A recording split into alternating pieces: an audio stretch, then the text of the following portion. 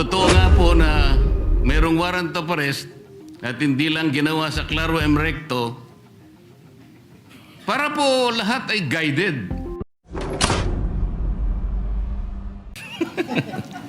Ang dami na po kasing nagsalita.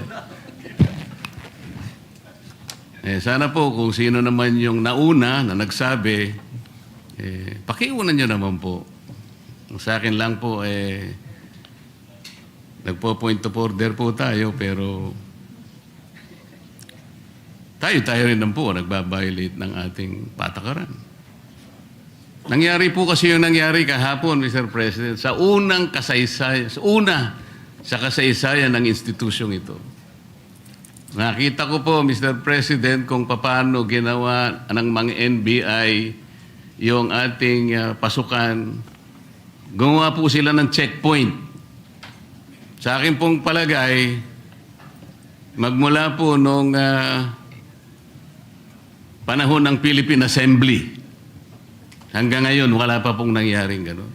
Dahil po sa respeto sa tatlong dakilang nagkakahating bahagi ng ating pamahalaan, ang executive, legislative, at saka yung judiciary. Ngayon lamang po nagkaroon ng ganitong insidente kung paano niyurakan ang dangal ng institusyon na tayo pa po ang naririto.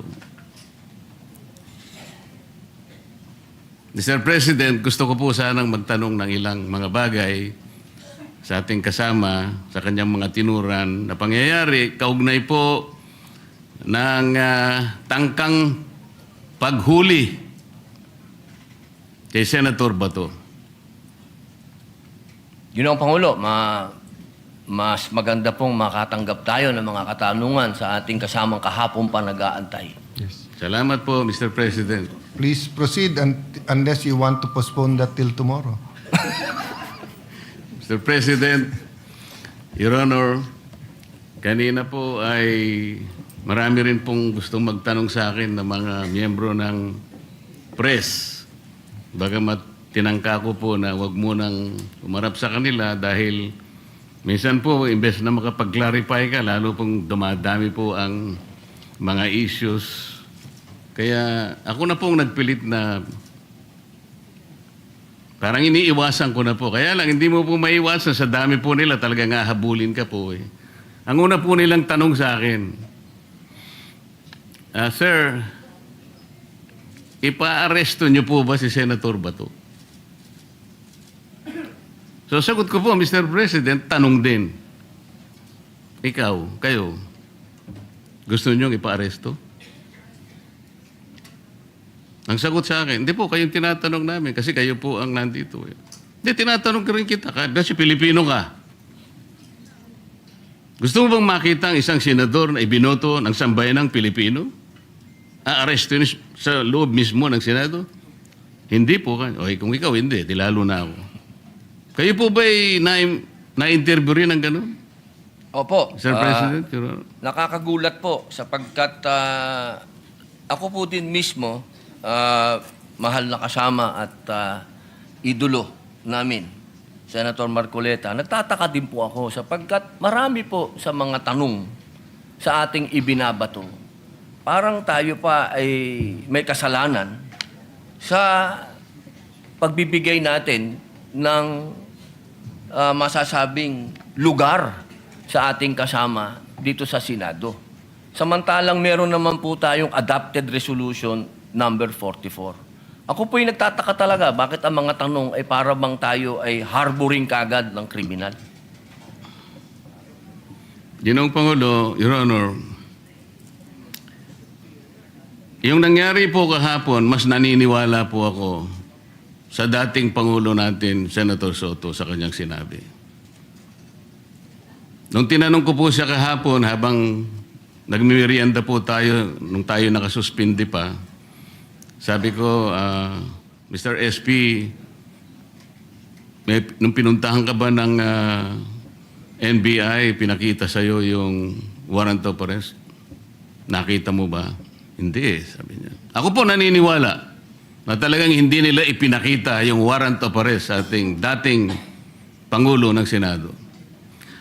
ang ating pong miyembro ng press, Mr. President, mahilig lang silang tanong ng tanong eh. Pero yung basic yun ang ayaw nilang tanungin eh. Halimbawa si Trillanes, winawagayway niya, ito yung warrant to. Ayaw man lang, bakit hindi nila suriin? Pwede po bang makakuha ng kopya niyan? Kasi po kahapon, Sir President, Your Honor, nung makausap natin ng NBI Director, pwede mo ba kaming bigyan ng kopya ng warrant of arrest? Pwede mo rin ba kaming bigyan ng communication between the ICC and the Interpol? Sapagkat ang Interpol, ang karaniwang ginagamit po nila para i-execute yung warrant ng kanilang in-issue. Yung namang Interpol, gagamitin po niya yung counterpart dito sa ating bansa, ito po yung PCTC. So sabi ko, bigyan mo rin kami ng communication mula sa Interpol papunta sa PCTC. At mula sa PCTC, meron silang sulat din sa inyo at kayo nga ang dineputize para i-serve yung warrant of arrest kay Senator Bato. Maliwanag po yung sagot niya, Mr. President, Your Honor. Opo. Gusto ko po sanang itanong, Mr. President, kung nag-comply na yung NBI Director na yung ating hinihingi ng mga communications para mapagtibay natin kung talagang meron ngang in-issue, kung totoo nga po na merong warrant of arrest at hindi lang ginawa sa Claro M. Recto, para po lahat ay guided. Yes. Naibigay na po ba? So number one, Senator Marcoleta, I apologize to you. You were present and in fact, you made very good points to the NBI Director. Number two, tama po kayo. He promised to officially communicate the warrant and I told him he is welcome to serve the warrant. The issue is the actual arrest. So I asked my staff as to my office, wala. To our secretariat, may na-receive ba tayo from the NBI? Wala pa. So, Yeah, wala pa. Mr. President, Your Honor, doon lamang po sa simpleng requirement natin dahil nung gabing yun, ang sabi niya, hindi lang niya dala, nasa sasakyan niya. So hindi na natin siya pinilit dahil yung sasakyan niya nasa labas. Pero, Mr. President, Your Honor, alas 5 na po eh. Yung po bang mga requirements na yun, simpleng-simple po para matukoy lang natin kung talagang merong warrant of arrest. Bakit hindi po hanggang ngayon ay naibibigay ng NBI na sila pala, allegedly, ang dineputize ng kung sino-sino na iserve ang warrant of arrest sa ating kasama? Bakit po? O baka nga po wala eh. Ito yung pinaka-problema. Ang dami pong kumakalat na issue sa labas, tinatago raw natin, meron pa pong nagsabi kung sino-sino na yung pagkup-kup daw po natin, yung ginamit natin, yung inadapt nating resolution number 44, sabi ni Trillanes, obstruction of justice. Yan po yung mga pinagsasasabi nila. Your Honor, alam niyo po ba yung statement ng Permanent Mission of the Republic of the Philippines sa United Nations noong 79th session of the UN General Assembly? Ba, napakaganda po yan. Mas maganda po, basahin niyo po sa amin. Kasi hindi mo pa alam, di ba? Opo. Salamat po, Mr. President. Ito po kasi may kaugnayan sa pinag-uusapan natin eh. Ito pong 79th session of the UN General Assembly ay may kinalaman po sa pagde-define ng scope and application of the principle of universal jurisdiction. Ito po yung naganap, Mr. President, on October 16, 2024. Kasi po, bilang tayo po ay permanent member ng United Nations, tinanong po nila yung ating posisyon. Paano ang pagkakaintindi mo sa principle kanya and application of universal jurisdiction? Ang sabi po ng Pilipinas, Mr. President, Your Honor, kami po sabi niya the general rule is that jurisdiction is territorial. Universal jurisdiction is an exception grounded on the need to preserve international order. Tama naman po yun eh. Ang pinag-uusapan po na, sinight po ng ating gobyerno, Mr. President, yung Section 17 ng Republic Act number 9551. At sinasabi po nila doon, sabi po ng ating permanent mission, Section 17 of RA number 9851 specifically provides for the Philippine jurisdiction over persons, whether military or civilian, suspected or accused of a crime defined and penalized under Republic Act 1951, regardless where the crime is committed. Sa mga tweet, tayo na po ang nagsabi sa United Nations na tayo po yung merong jurisdiction. At sinama pa nga po yung Section 18 na kung saan ang Regional Trial Court po ang merong jurisdiction. Primary and exclusive jurisdiction. Kanina po, Mr. President, Your Honor, binanggit po ninyo, yung warrant of arrest kasi kanya galing sa korteng hindi sa domestic nanggaling. Nanggaling naman talaga raw sa ICC. Ipagpalagay na po natin, Mr. President, na totoo nga at hindi peke yung warrant of arrest. Kunwari valid. Ang sinasabi po ng ating batas, Mr. President, isasagawa mo lang ito sang-ayon or in accordance with the extradition laws and treaties obtaining in this country. Mr. President, wala po tayong extradition treaty sa ICC for the simple reason that ICC is not a country. Wala rin po tayong treaty sapagkat nag-withdraw na po tayo sa ICC. O paano niya po i-apply yung kanilang warrant of arrest? Ang jurisdiction po ay atin na. Mr. President, Your Honor, on May 10, 2026, ang ating kasama, Senator Bato, was served a subpoena by the CIDG for the alleged crime of EJK. Ano pong ibig sabihin nun, Mr. President?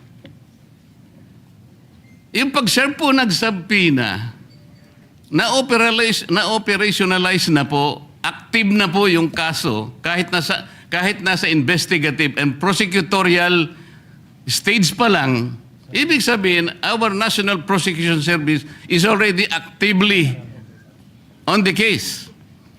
Paano po papasok ang ICC? The core function of the ICC, Mr. President, is under the principle of complementarity. Ibig sabihin, kung meron pong local court na gumagawa na po ng kanilang tungkulin, wala na pong pakialam ang ICC. Nang nangyari po, aktibo na pong pinupurso ang kaso, allegedly, EJK sa ating kasamahan. Papasok pa uli ang ICC. Sarili po ba nilang prinsipyo ay kanilang babaliwalain? Papayag ka pa doon, Mr. President, Your Honor? Hindi po tayo dapat pumayag. At katunayan nga po, katulad po ng sinasabi ng ating ibang kasama na ito daw ating pinag-uusapan ay wala daw itong kwenta. Napaka-imposible po nun. Sapagkat itong ating pinag-uusapan, katulad po ng sinasabi ninyo, soberenya ito ng Pilipinas. Kung sa paniwala po nila, ay hindi. Pero sa paniwala po natin, sayang yung bandila na yan. Kung tayo po ay magpapasakop sa isang korte lamang na hindi naman isang bansa at uutusan tayo na isuko ang isang senador sa kanila. Salamat po sa inyong sagot, Mr. President, Your Honor. At nung tinangka po nila na mag-serve daw ng di umano ay warrant of arrest, Mr. President, bakit po ang nagsisilbing process server ay si Antonio Trillanes? Sheriff po siya ngayon yata ng ICC. Meron po ba kayong impormasyon na si po ay naglilingkod na sa ICC o sa Interpol, Mr. President, Your Honor? Siguro po, action speaks louder. May dala po siyang warrant, so sheriff. Kung totoo na meron siyang dalang warrant. Yun po. Opo, pag napatunayan po na yun ay warrant of arrest, sheriff na po siya. Kailangan pong malaman natin kung siya ay process server, sheriff, o deputized officer ng ICC o ng Interpol.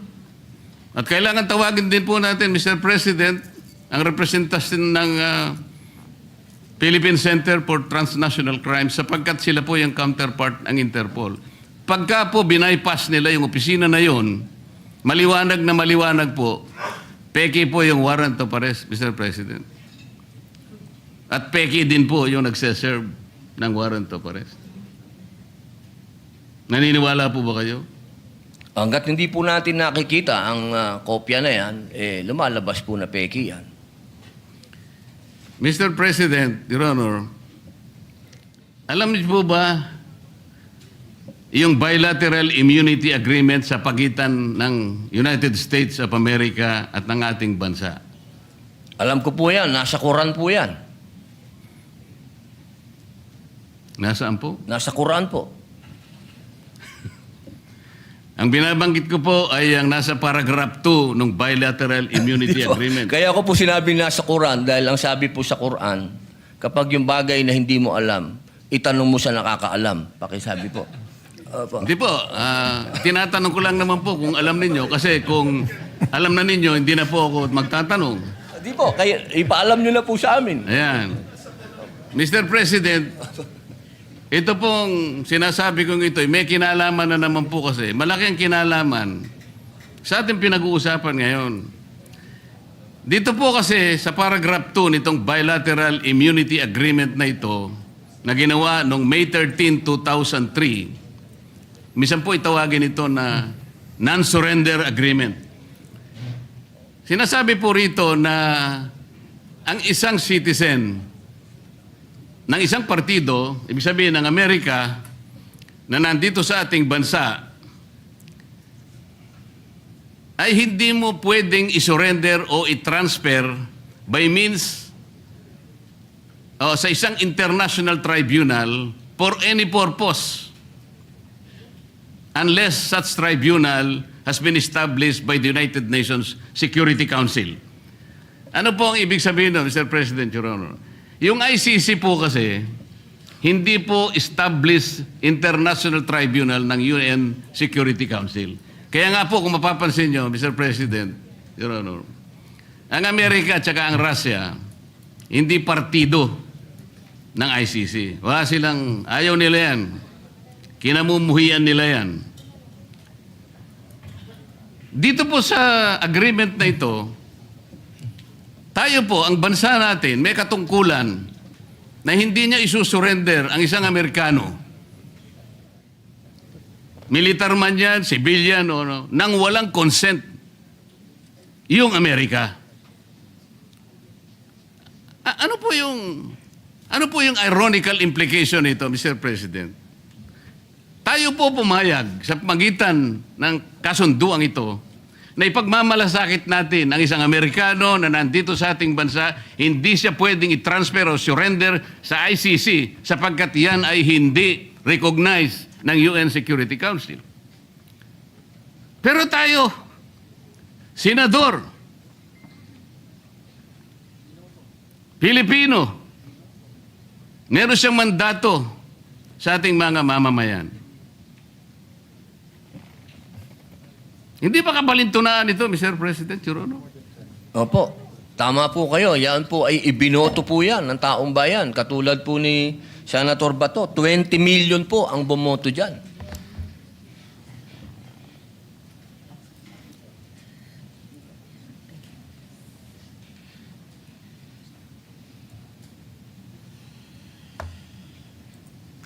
Kaya ko lang po tinatanong, Sir President,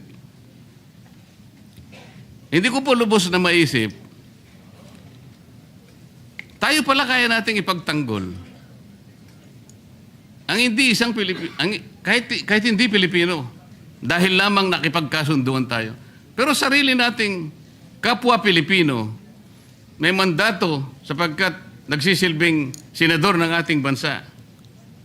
Hindi natin kayang ipagtanggol. Ito po yung irony na napakahirap siguro natanggapin ng bawat isang Pilipino.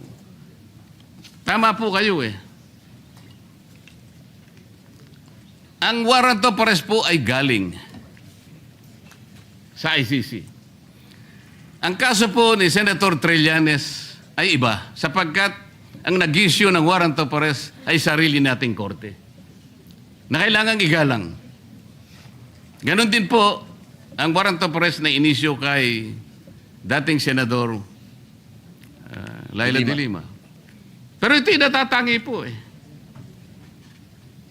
Kung totoo po na yun, ay talagang totoong warrant of arrest. At yun ay nakabase sa saligan mismo ng Rome Statute.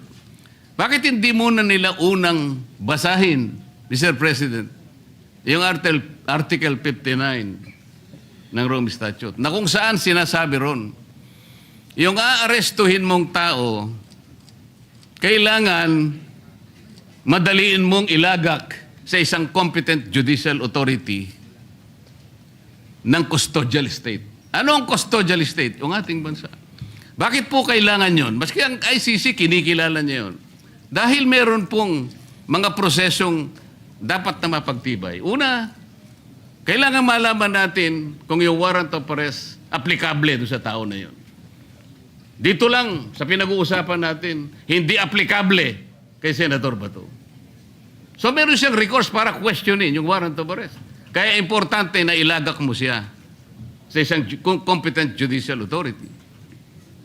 Ang isa pang kinakailangan mong maisaalang-alang doon, Mr. President, Your Honor, ay kailangan yung proseso ay naigalang lahat. At lalong-lalo na yung kanyang karapatan ay talagang nasino. Yun po yung inihingi nun eh. At ang isa pa po, meron siyang karapatan na magpetisyon kung sakaling yung custodial state na yon ay i-detain yung naaresto, na magpetisyon ng immediate release or provisional release. Lahat ng ito ay hindi magagawa, Mr. President, Your Honor, kung kikilalanin natin yung warrant of arrest na valid sa ating jurisdiction. Meron po siyang katapat na batas eh. Meron tayong local na batas, RA 9851, na humahatol at nagbibigay parusa sa mga ganun ding mga kasalanan na siya din naman ang nililitis ng ICC. So sa prinsipyo po ng complementarity, Mr. President, maliwanag na maliwanag po na nasa jurisdiction na po ng ating lokal na mga hukuman ang pag-aasunto kung meron ng basihan sa ating kasama. Hindi na dapat kilalanin yung ICC sapagkat ang batayan lang nila ay yung tinatawag na principle of complementarity. Malinaw po na nangunguna po, may primary po jurisdiction ang ating lokal na korte. Exclusive and primary jurisdiction, yun po importante. Ngayon, yung pong mga nagkukunwa na process server, nagkukunwa na sheriff, nagkukunwa kung ano man sila ng ICC, kung bayaran sila o hindi, dapat po tingnan muna nila lahat yung mga bagay na pinag-uusapan natin. Bago nila puntahan ang isang institution katulad nito, nahahabulin pa yung isa sa atin. Ang pangyayari po kahapon, uulitin po natin, Mr. President, kailanman po ay hindi nangyari sa kasaysayan ng institusyong ito. Tinanong ko pa nga po kahapon sa ating director ng NBI dahil pinipilit niya. Kaya po nung papunta na, kung makakapasok po si Senator Bato sa session hall, ay wag nyo na siyang tutugisin. Para bang ang parte lamang ng Senado, Mr. President, ay itong session hall. So, nung tinanong ko, bakit po yung parking area namin na kung saan nagsimula ang habulan at saka yung mga hagdanan ay hindi ba parte ng institusyong ito? Sir, sabi niya, hindi naman po kami magiging ganito kung hindi po kami nakipag-coordinate. Hindi po ako naniniwalang nakipag-coordinate sila ng totohanan. Mr. President, mas naniniwala po ako sa ating former President na hindi niya papayagan kung alam lamang niya ang kanilang balak na pagdakip at pamamaraan ng pag-iinsulto sa bulwagang ito, Mr. President. Maraming salamat po.